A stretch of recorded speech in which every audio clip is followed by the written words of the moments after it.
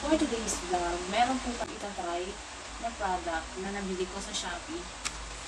Nakikita niyo naman sa kanyang title na hair remover siya. So, ito siya guys. Nabili ko siya is 5 pesos lang siya guys. Each. 5 pesos each. So, bumili ako ng 20 pieces. Diba? Ang dami. So, kailangan ko bumili nito dahil tinatamad na ako magbunot ng kilikili. At ang kilikili ko ngayon ay sobrang haba na ng buhok. Hinintay ko rin talaga to. Para matry ko siya guys. So, yun siya. Ito siya guys. Itatry na natin siya. I-ano sa kilikili. So, yan yung packaging niya. Yan. So, 10 grams siya guys. Ito yung likod niya. Yan. Hindi natin mababasa. Pero isusubukan natin siya guys, ilagay sa kilikili kung mabisa ba siya. So first time ko siyang gagamitin guys at tara, subukin na natin yan! So ayan na guys, bago natin itry sa ating kilikili, so syempre papakita ko yung kilikili ko, napakaputi, napakakini, talaga naman, walang katulad. Oh, ito. So ito siya guys. Pasensyahan nyo na. Tada! So, ayan. Ito yung stretch mark ko. Nung yung buntis ako ay sobrang tabak ko.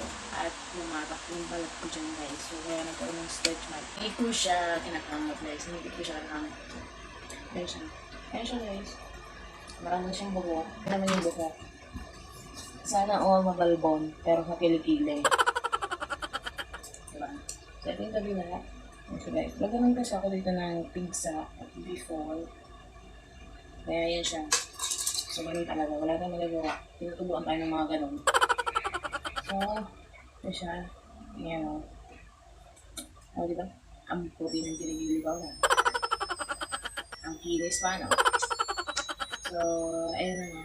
Itatry na natin siya. Let's do this.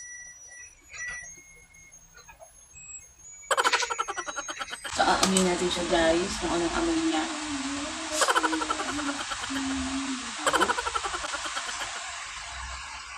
Ayan siya guys, kulay white siya. Ayan, kulay white. So, kaya natin yan. Amoy ano, pang reband. Ayan. Damihan natin kasi marami rin tayong buhok. Mabalbon tayo guys. Pero sa kilikili na. No, okay niya. Mabalbon si mama pero sa kilikili.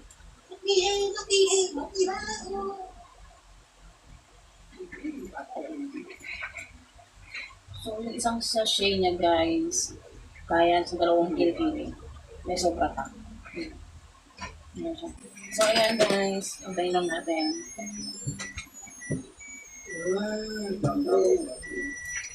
Marami ko siya dito. Ilagay ko kasi. Dagdagan ko yung papila. Sugar all over the place. Ano siya?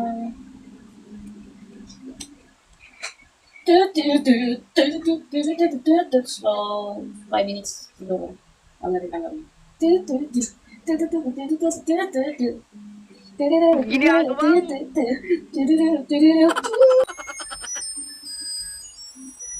So, waiting tayo. So, ayan guys, habang naghihintay tayo, i-flex ko lang yung nails ko. So, ayan siya. Fake nails yan guys. Ayan ito siya. Ayan. Ayan. So, binili ko lang din siya sa Shopee. So, ayan siya guys. Ayan. Ang cute niya. So, para to sa mga tamad din ng pa-cutics. Madali lang siya tanggalin din guys. Hindi actually hindi ganun kadali. Tanggalin. Pag nakadikit na siya, mahirap siyang tanggalin. May tendency na masisira din yung kuko mo. Pero hindi naman sobrang sira-sira. So, ayan siya guys. Ayan siya. Ilang cute niya. Ang cute niya. Ayan siya guys. Kaya ang pangit yung daliri. So, huwag nyo nang napansin yung daliri. So, ayan na. Habang nag-waiting tayo. Pwede na siguro kung tanggalin. Kukuha muna ka ng tissue. Ito lang tissue. Let's do this. Pagdami talaga ng bukas ko pili guys, kaya yan siya.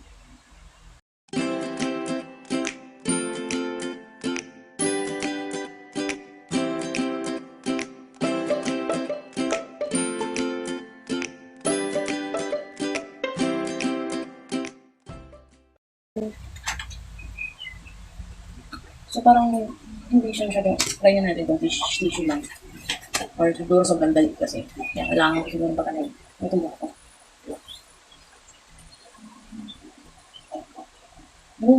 Mas maganda gamitin yung ano guys, tissue or wipes, ano.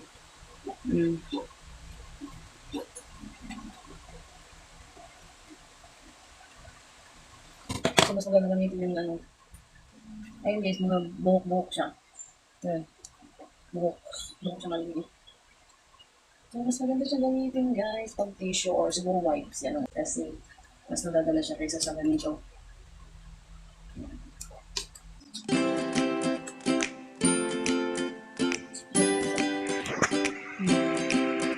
So, tissue na lang yung gamitin natin guys. Kasi parang mas okay siya sa tissue. Mas mabilis siya matanggal.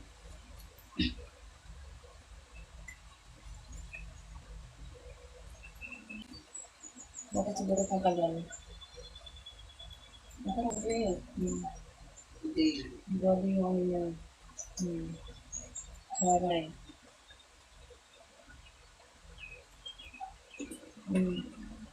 Hindi siya libag guys. Hindi siya libag. Bukot talaga siya.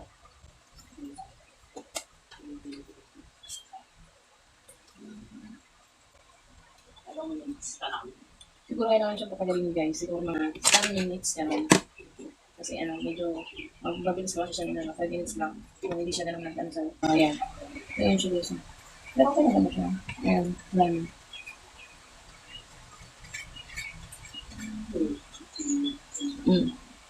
Diba? Hindi siya ganun natanggal. Pero, okay na siya guys. At least hindi na pang bumbungot, diba? Ang hirap-hirap bumbungot. Ang sakit pa. Ano yun?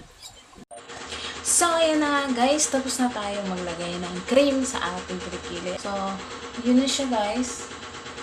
Ito na yung final niya. So, ang masasabi ko is, magaling talaga siya guys. Magtanggal ng buhok. So, walang kahirap-hirap. So, yan na siya guys. So, pagpasensyahan nyo na yung kilikili ko. So, talagang hindi siya maputi. So, next vlog ko is kung paano magpaputi ng kilikili and yung natural ways lang guys. Hindi tayo gagamit ng kung ano-anong pangpaputi. I hope you like this video. Please like, subscribe, and click the notification bell para lagi kayong updated sa aking video. It's me again, your tiyang.